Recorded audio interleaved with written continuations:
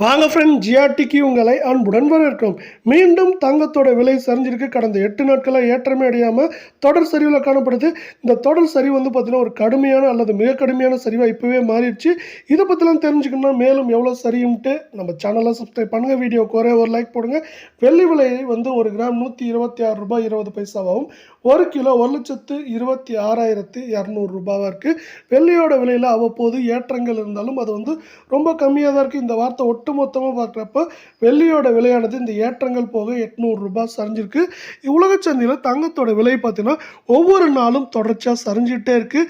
இதன் காரணமாக தங்கம் மற்றும் வெள்ளியோட விலை தொடர்ந்து சரிஞ்சிட்டே இருக்க வேளையில் அமெரிக்க அதிபரான ட்ரம்ப் கொடுத்த வந்து பார்த்தீங்கன்னா வரி விகிதம் ஒவ்வொரு நாடு மேலேயும் இப்போ அமலாயிட்டு இருக்கு. இதன் காரணமாக தங்கத்தில் யாரும் முதலீடு செய்யல. அதனால தங்கம் மற்றும் வெள்ளியோட விலை தொடர்ந்து சரிஞ்சிட்டு இருக்கு.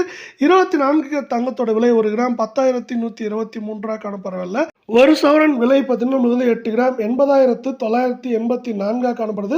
வரவிருக்கும் வாரத்தை பொறுத்தவரை இது 80,000லேருந்து 77,000 இல்லை 78,500 அப்படிங்கிற ரேஞ்சில் இருக்க வாய்ப்புகள் இருக்கவல்ல. அரை பவுனோட விலை 40,492 காணப்படுது. இது கடந்த 6 நாட்களில் மட்டும் ரூ. 1,672 சரிவில் காணப்படுது.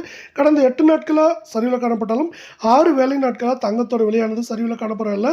நம்மளுக்கு இது வந்து மேற்கொண்டு சரியறதுக்கான வாய்ப்புகளும் மிக மிக அதிகமாகவே இருக்குது.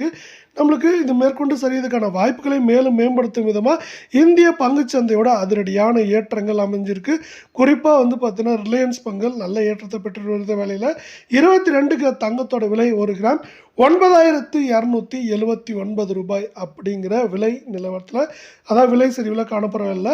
சவரன் விலை 74,232 காணப்படவில்லை. இது எந்த நேரத்திலையும் 73,000 தொட வாய்ப்புகள் இருக்கவில்லை. அரை பவுனோட விலை 37,076 காணப்படுது.